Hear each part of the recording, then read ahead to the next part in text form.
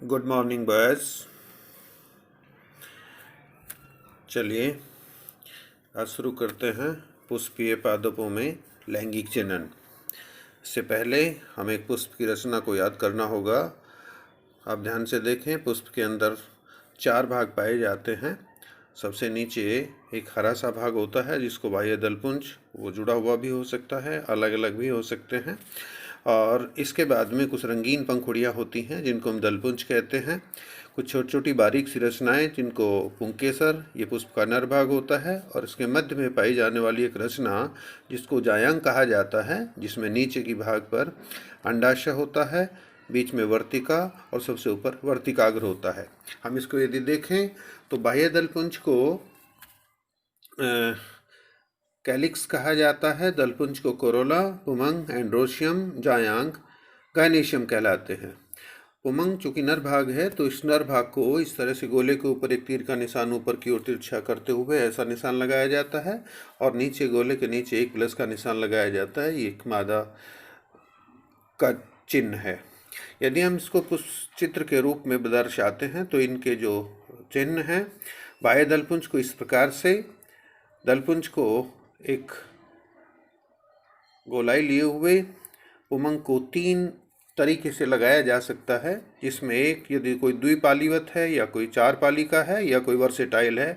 कुछ इस प्रकार के पुंकेसर पाए जाते हैं जो दोलन कर सकते हैं इधर उधर। इनको हम संकेत के रूप में बाह्य दलपुंज को के से, दलपुंज को सी से और पुमंग को ए, एंड्रोशियम ए, और इसको गायनेशियम जी से प्रदर्शित करते हैं।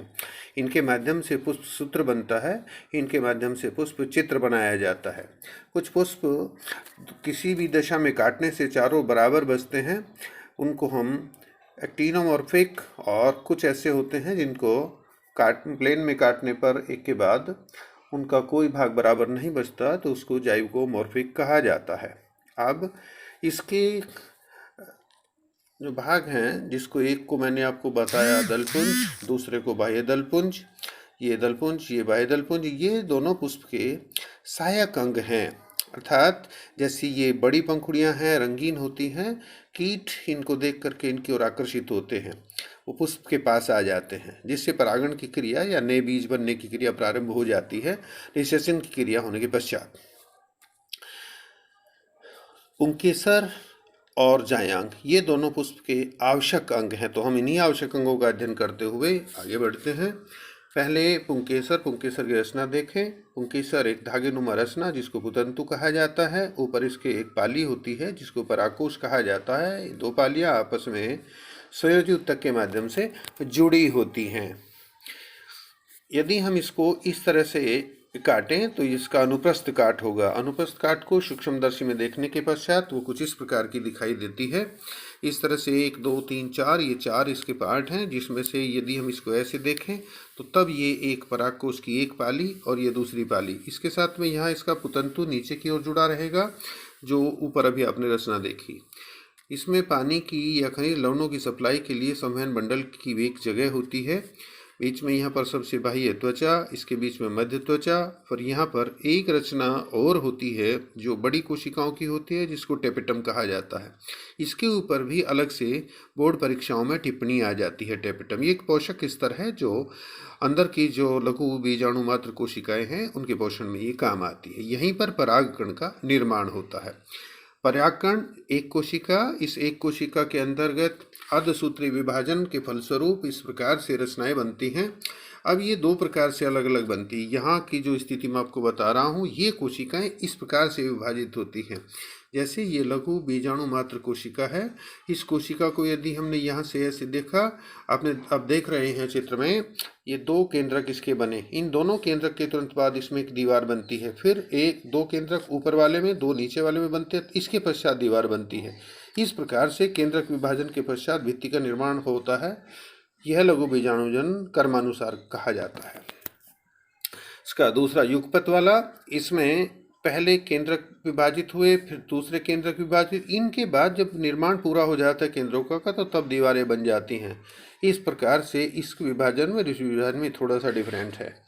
ये बनने वाली 4 कोशिकाएं जो कि इस अर्धसूत्री विभाजन के फलस्वरूप निर्माण हो रहा है, तो 4 केंद्रकों का निर्माण, 4 अलग अलग परागकणों का निर्माण हो रहा है। ये परागकण किस प्रकार से व्यवस्थित हो सकते हैं? या तो ये इस प्रकार से, जैसे 3 चीज़ें यहाँ रख दी गई और उनके बीचों बीच एक रख दिया जाता है, ऐसे ही, या 4 2 इधर 2 इधर यहाँ रख दिया गया, या 2 यहाँ और 2 एक के पीछे एक, इस तरह से 2 ऊपर एक एक नीचे टी के आकार में, और चारों एक लाइन में भी लगाए जा सकते हैं, रखे जा सकते हैं। इस प्रकार से आप ये देखते हैं। लेकिन परागकणों का इससे भी एक भिन्न रचना पाई जाती है जिसको हम पॉलिनियम कहते हैं। मदार, आखा, आँख में पाया जाता है। परागकण मिलकर के रचना बनाते हैं। ऊपर इसमें जो बारीक रचना है उसको काउडिकल कहा जाता है। नीचे ये दोनों रचनाएं परागपिंड हैं और यहाँ कार्पस्कुलम, ये मदार में पाई जाती है इस प्रकार की रचनाएं। ये जो परागकण है जिनका निर्माण इस स्थान पर हुआ था, इस स्थान पर, इस परागकण का यहाँ पर हम इसकी रचना देखते हैं। इसमें आप देख रहे हैं एक बाह्य चोल है, एक अंतःचोल है, एक जनन केंद्रक है, एक वृद्धि केंद्रक है जिसको कायिक केंद्रक भी कहा जाता है। कुछ छोटी छोटी रिक्तिकाएं भी इसमें पाई जाती हैं। पूरे में जीव द्रव भरा हुआ होता है, कोशिका द्रव आप उसको कह सकते हैं। छोटी छोटी पोषक कोशिकाएं होती हैं और इस प्रकार से इसमें एक बाह्य चोल बड़ी, और यहाँ पर 3 ये उभार से दिख रहे हैं आपको, ये इसका जनन छिद्र है जिसमें से अंकुरण किया जाता है। परागकण पौधों के बहुत लंबे समय तक जीवित रहे इस प्रकार की रचना नहीं है। ये जानकारी आपको दे रहा हूँ कि परागकण कुछ पौधों के 30 मिनट जिंदा रहते हैं, कुछ पौधों के महीनों जिंदा रहते हैं। इसलिए किसी विशेष फसल के परागकणों को यदि हमें संरक्षित रखना है, सुरक्षित रखना है, तो -196 -196 डिग्री सेंटीग्रेड नाइट्रोजन के उसमें सॉल्यूशन में पराग बैंक के रूप में इसको रखा जाता है। इसमें ये काफ़ी लंबे समय तक इन परागकणों को सुरक्षित रखा जा सकता है। जैसे अनाज वाले जो परागकण हैं, गेहूं आदि, ये 30 मिनट के आसपास ही जिंदा रहते हैं। और जो गुलाब है, कुछ फलीदार पौधे हैं, उनमें धतूरा आदि जो सोलेनेसी फैमिली के होते हैं, उनमें महीनों परागकण जिंदा रह सकते हैं। तो इनको संरक्षित रखने का मैंने ये बताया आपको। अब पुष्प का दूसरा आवश्यक अंग है जायांग। जायांग ये जो बीच में पुष्प के अंदर पाया जाता है, जिसमें ऊपर एक वर्तिका है, वर्तिकाग्र, और बीच यहाँ पर एक नली, वर्तिका, और नीचे फूला हुआ भाग जिसको हम अंडाशय कहते हैं। और ये जिस भाग के ऊपर रहता है पुष्पासन, पुष्पासन के ठीक ऊपर ये लगे रहते हैं। तो ये पुष्प के अलग अलग तरीके से होते हैं। कई बार पुष्पासन ऊपर निकल जाता है। इसी आधार पर अंडाशय को, यदि ये अंडाशय जैसे इसके ऊपर रखा हुआ है यहाँ पर, तो तब हम इसको उदरवृत्तीय अंडाशय कहते हैं। कई बार ये पुष्पासन नीचे, यहाँ सारी चीज़ें इसके नीचे से निकल के यहाँ से निकलती हैं, जो बाह्य दलपुंज पुमंग आदि हैं, यहाँ से निकलते हैं, तब इसको उनसे नीचे रह जाता है अंडाशय, तो इसको हम अधोवृत्तीय अंडाशय कहते हैं। अंडाशय के बीच में पाई जाने वाली रचना जो एक बीजांड है, ओव्यूल, जो बीज का निर्माण करता है, उसकी रचना वृत्त रूप में इस प्रकार से पाई जाती है। इसमें 1-2 ये अध्यावरण है, बाहर का जो चोल बनता है, जो कठोर आवरण बनता है, और इसके मध्य में एक भ्रूणकोश होता है। भ्रूणकोश में 8 कोशिकाएं होती हैं, 2 बीच में जिसको द्वितीयक केंद्र कहा जाता है, 3 विरोधी सिरे के ऊपर जो मुख द्वार से दूसरी तरफ है, इनको हम प्रतिमुख कोशिकाएं, एंटीपोडल सेल कहते हैं। नीचे एक एग एपरेटस या अंड समुच्च कहा जाता है। इसमें मध्य की कोशिका अंड कोशिका, जिसके माध्यम से ये कहिए आप, ये मादा युग्मक है और इसके साथ में नर युग्मक मिलकर के यहाँ वास्तविक निषेचन होता है, जिससे इसमें भ्रूण का निर्माण होता है, अगली पीढ़ी जिससे निर्मित होती है। बनने वाला नर युग्मक यहाँ पर जब मिलता है तो वो संलयन करता है और इसमें एक केंद्रक और जुड़ जाता है। इसमें गुणसूत्रों की संख्या 2n होती है, तो यहाँ पर गुणसूत्रों की संख्या 3n हो जाती है। उसको हम बाद में लेंगे, अभी पहले इसकी रचना को हम जान लेते हैं। तो ये पूरा भाग यहाँ तक आया। इसके बीच में यहाँ जो जिस कोश में, जिस थैले में, जिस कक्ष में भ्रूण सुरक्षित रहता है वो भ्रूण कोश है, और इसके अंदर इनके माध्यम से जो भोजन भरा रहता है उसको हम भ्रूण पोष कहते हैं। यहाँ ये भ्रूण है।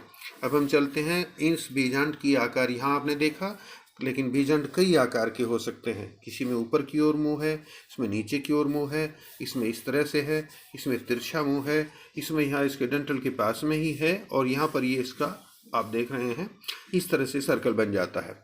इसको हम ऑर्थोट्रोपस, इसको एनाट्रोपस, हेमीट्रोपस, कैम्पाइलोट्रोपस, एम्पीट्रोपस और सर्सिनोट्रोपस के नाम से जानते हैं। इस चित्र का आप अच्छी तरह से अध्ययन कर लें।